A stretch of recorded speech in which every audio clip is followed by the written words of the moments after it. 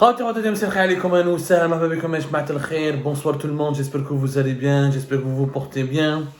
Alors vous avez été très nombreux et nombreux à commenter hier l'émission que nous avions consacrée à cette humiliation infligée par l'Arabie Saoudite à l'Algérie. Plus de 1200 commentaires sur notre chaîne YouTube, des milliers de commentaires sur Facebook et d'autres plateformes où nous déployons, nous diffusons nos contenus. L'émission que nous avions diffusée en début d'hier soir, juste avant le Ftor, l'Arabie Saoudite manque cruellement de respect à l'Algérie et MBS humilité bonne. Vous avez été très nombreuses et nombreux à nous suivre, comme ça. Et je pense que vous avez été convaincus par nos explications. Tiens, l'Arabie Saoudite a tenu une réunion à Jeddah hier, le 14 avril 2023, en écartant tout bonnement l'Algérie, alors que l'Algérie, c'est elle qui assure, encore une fois, la présidence tournante de la Ligue arabe, et que l'Algérie, en tant que présidente, en tant que présidente provisoire, certes, de la Ligue arabe, mais elle devait être au moins une partie prenante de ce processus très important que l'Arabie Saoudite, sur lequel est en train de travailler, à savoir la réhabilitation de la Syrie. Mais aucune réaction de Hadel Anjma. Wallah Yenes, manish fahem, aucune réaction de la part de l'Algérie, ni l'ambassadeur d'Arabie Saoudite n'a été convoqué, ni l'Algérie n'a contacté le secrétaire général de la Ligue arabe, ni aucun commentaire officiel de la part de la présidence, ni aucun commentaire officiel de la part du ministère algérien des Affaires étrangères.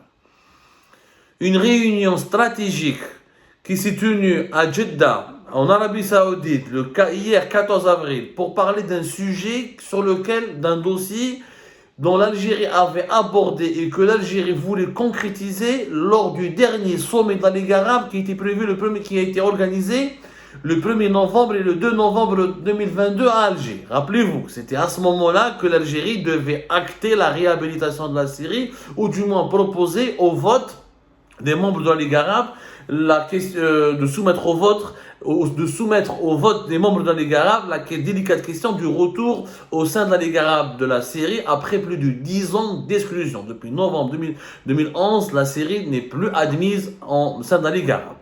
L'Algérie avait accueilli à maintes reprises des délégations syriennes. Na'mamra est parti en Syrie en 2022, c'était quand d'ailleurs. Un travail de fond a été accompli par l'Algérie avec l'ensemble des autres pays arabes pour essayer de convaincre un petit peu. Voilà, c'était le 24 juillet 2022. Na'mamra a été en visite de travail en Syrie.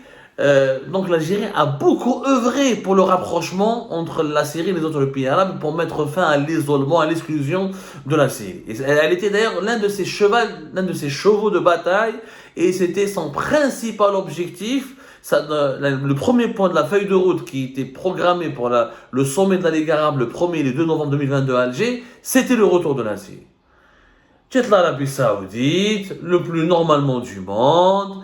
Elle écarte l'Algérie, elle la méprise, normal, abandonnée comme ça l'Algérie, alors que l'Algérie assure encore une fois la présidente tournante, alors que la Ligue arabe, des appareils, elle a quand même, je sais pas comment dirais-je, elle a un règlement interne, il y a 22 pays membres de la Ligue arabe, il y a des pays aussi importants, l'Algérie reste un pays important de la Ligue arabe, c'est le pays le plus vaste géographiquement du monde arabe, c'est le pays qui a une histoire prestigieuse, il a un rôle important d'influence régionale. Tout cela a été balayé d'un revers de la main par l'Arabie Saoudite, qui a décidé d'ignorer tous les us et coutumes les plus élémentaires de la diplomatie, qui a ignoré la présidence tournante de la Ligue arabe qui est l'Algérie, qui a oublié que l'Algérie quand même, c'est elle qui a organisé le dernier sommet des chefs d'État de la Ligue arabe, et que c'est elle qui avait milité, proposé une solution pour mettre fin à ce qu'on appelle l'exclusion de la Syrie. L'Arabie Saoudite, elle a convoqué 6 pays, qui sont les 6 pays du Golfe, ses voisins, plus la Jordanie, plus l'Égypte, plus l'Irak. Zid, nous apprenons que le chef de la diplomatie, comment il s'appelle, saoudienne, a appelé son homologue marocain. Nasser Bourita, le chef de la diplomatie marocaine, a reçu hier, vendredi, en fin de journée, une communication, un entretien téléphonique avec le prince Faisal Ben Farhan ibn Abdullah al-Saoud, qui est le ministre saoudien des Affaires étrangères. Et dans cette conversation téléphonique, on a parlé des sujets de coopération entre l'Arabie Saoudite et le Maroc, mais aussi on a parlé de ce qui a été dit, de ce qui a été décidé, de ce qui a été discuté plutôt lors de cette réunion à Jeddah concernant le retour du régime de Bachar Assad au sein de la Ligue arabe avec, comme vous savez, je vous ai dit hier, c'est l'Arabie Saoudite qui va organiser prochainement le sommet des chefs d'État de la Ligue arabe qui est prévu normalement au mois de mai. Au mois de mai 2023, la date qui a été avancée, c'était le 19 mai 2023. Le chef de la diplomatie saoudienne n'a pas appelé l'Algérie. Le chef de la diplomatie algérienne n'a appelé ni Tebboune, ni le ministre algérien des Affaires étrangères, ni le Premier ministre. Mais ils n'ont même pas pris le téléphone pour appeler l'Algérie. Pourtant, c'est l'Algérie qui dirige la Ligue arabe pour le moment. La présidente, la Ligue arabe, elle a un système de présidente tournante. Une présidence tournante. C'est l'Algérie qui a organisé le dernier sommet des chefs d'État de la Ligue arabe, et c'est l'Algérie qui, en ce moment, qui est encore présidente, et elle n'a pas transmis encore le flambeau à l'Arabie Saoudite en prévision de ce prochain sommet qui devrait être organisé en Arabie Saoudite. Mépris total. Pourquoi le Maroc est consulté, appelé et contacté et pas l'Algérie? Il y a un problème, il y a anguille sous roche. Et l'Algérie n'a même pas réagi. Ou alors l'Algérie n'est plus on n'a plus donné, mais subhanallah al-azim. Et ça, au moins, un communiqué, au moins l'Algérie aurait pu protester. Pourquoi vous organisez une réunion avec 9 pays uniquement dans la Ligue arabe, pas avec tous les autres pays? Et pourquoi ensuite le chef de la diplomatie saoudienne contacte son homologue marocain et ne contacte pas son homologue algérien? C'est une deuxième humiliation infligée à l'Algérie. Je ne vois pas une autre explication. Donc, Allahumma inni sa'im, comme il dit. Donc, vous me corrigez. L'Algérie n'est pas invitée, n'est pas consultée, n'est pas associée. Et à la fin de la réunion de Jeddah, elle n'est même pas contactée. Oh! On peut comprendre, l'Arabie Saoudite veut avoir le mérite à elle seule de régler le dossier syrien, de négocier avec les autres pays arabes comme le Qatar qui s'oppose au retour de la Syrie, qui contacte donc, elle veut s'approprier le succès elle veut garantir d'ores et déjà le succès de son prochain sommet, les chefs, comment on appelle ça? Les chefs qui va avoir lieu en Arabie Saoudite, et elle veut donc soigner son image et s'imposer comme le leader naturel, le pays le plus influent du monde arabe. Mais pas en insultant les autres, pas en rabaissant les autres, et pas en rabaissant l'Algérie. Parce qu'il n'y a que l'Algérie qui a été rabaissée dans cette histoire. L'Égypte a été consultée, invitée, la Jordanie a été invitée, les pays du Golfe. Le Maroc n'a pas été invité, mais il a été contacté. Ils ont contacté les Marocains, ils ont parlé avec le ministre des Affaires étrangères marocain, ils se sont concertés, mais pas un mot pour l'Algérie. Je précise que l'Algérie, c'est elle, la Ligue arabe, elle a plusieurs instances. Qu'il y ait le Conseil de la Ligue arabe, qu'il y ait le Conseil de défense, le Conseil économique, et qu'il y ait des comités permanents, chaque comité est chargé d'une affaire, d'un domaine précis, d'une thématique, l'économie, la politique, la culture, ou qu'il y ait une agence spécialisée, il y a des agences spécialisées qui sont l'agence d'énergie atomique, l'agence de l'énergie atomique, l'Union arabe pour les télécommunications, l'Union arabe du travail, il y a plusieurs agences spécialisées comme ça. Mais la principale instance de la Ligue arabe, c'est le Conseil de la Ligue arabe. Le Conseil de la Ligue arabe, il est dirigé en ce moment par l'Algérie. Je dis bien qu'il est dirigé en ce moment par l'Algérie. L'Arabie, il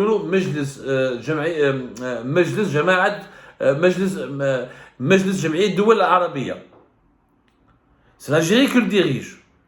Il est composé de représentants de chaque État membre de la Ligue arabe.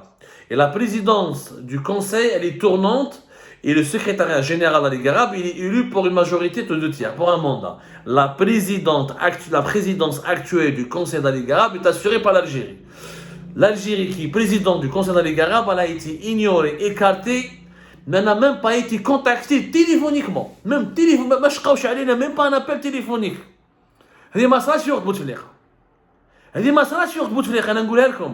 Nous n'avons jamais été humiliés de la sorte. Et ce qui m'étonne, c'est que l'Algérie ne réagit pas.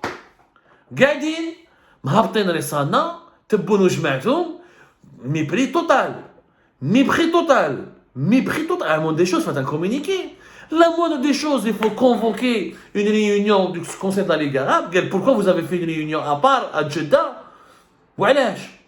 Les réunions du Conseil de la Ligue arabe devraient se réunir au siège de la Ligue arabe qui est au Caire. Est-ce qu'il y a une deuxième Ligue arabe qui a été créée à Jeddah? Et pourquoi les autres membres n'ont pas été consultés? Ou alors pourquoi ne pas s'entretenir avec l'ambassadeur d'Arabie Saoudite? Je mets à la moindre des choses. Il se passe, on ne peut pas rabaisser, l'Algérie ne peut pas être rabaissée de la sorte. En fait, tout le dossier syrien il a été négocié par l'Algérie. Et le ministre des Affaires étrangères syrien est attendu aujourd'hui à Alger. À part de ce 15 du mois, comment il s'appelle l'actuel ministre des Affaires étrangères syrien, Faisal Moqdad, qui a été le 12 avril à Jeddah. Il a été à Riyad, en Arabie Saoudite, pour rencontrer son homologue saoudien. Il a entamé ce processus de réconciliation. L'Arabie Saoudite qui a soutenu les rebelles syriens, qui a contribué à détruire la Syrie, qui a armé les rebelles syriens, qui est l'un des acteurs du malheur et de la tragédie syrienne.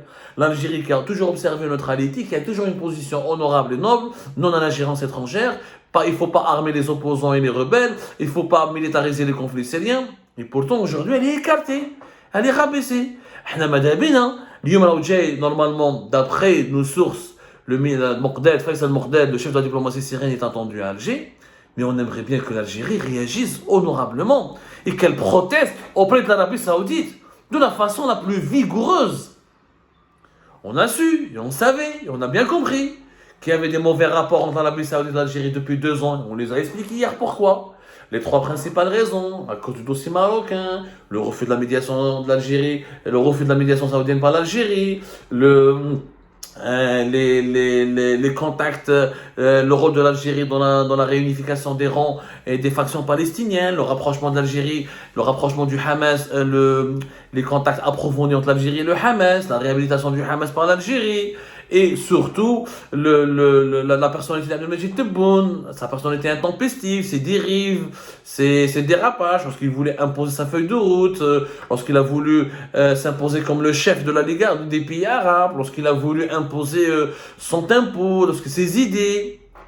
Voilà, l'Arabie Saoudite, ça l'a trop énervé, ça l'a énervé, et voilà, et elle renvoie, voilà, entre guillemets, et elle riposte, et elle a riposté.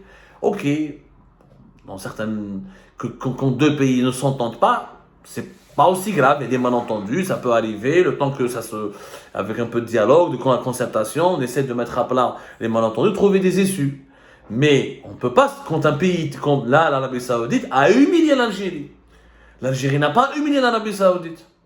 Le seul peut-être grave erreur à Tebboune, c'est lorsqu'à la veille du sommet du chef d'État de la Ligue arabe, lorsque MBS, Mohamed Ben Salman, n'a pas voulu venir, il l'a appelé au téléphone, dit je suis malade, j'ai un contrôle médical, etc. Il lui a invoqué une raison médicale qui n'était pas convaincante. Tebboune a fait un communiqué, la présidence algérienne elle a fait un communiqué avant même le cabinet royal saoudien, elle a diffusé l'information, elle a donné des détails sur la maladie de Mohamed Ben Salman.